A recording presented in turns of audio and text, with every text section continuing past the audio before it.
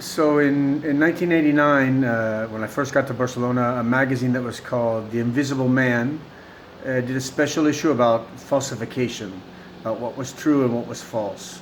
And they asked me to do a feature as if David Hockney had been in Barcelona in 1989, had been painting and creating images there. So I had to kind of put myself in that artistic vision, which was easy for me because I loved David Hockney, and obviously I'd been saddened about his recent passing. So I thought I would just give a quick, funny story. So they asked me to do this thing, and I did like images that were kind of Hockney, but then each of them had something different about them, that they weren't Hockney.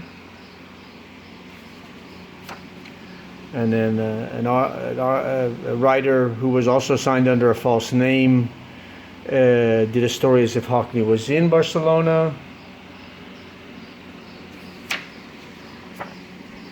And we'll go back to this piece because it became something much different afterwards. But all of these pieces are inspired by Hockney, but really aren't copies of Hockney. And some of them are actually kind of far away from Hockney. But the whole idea was a little bit that, you know, my artistic vision was fairly close to what he was about. Like, this was actually the first photo montage that I ever made in his style. And then the next month they came out with the article that said, you know, hey, this was false. It was just a, you know, it was a homage. It wasn't a real copy. So that's part one of the video.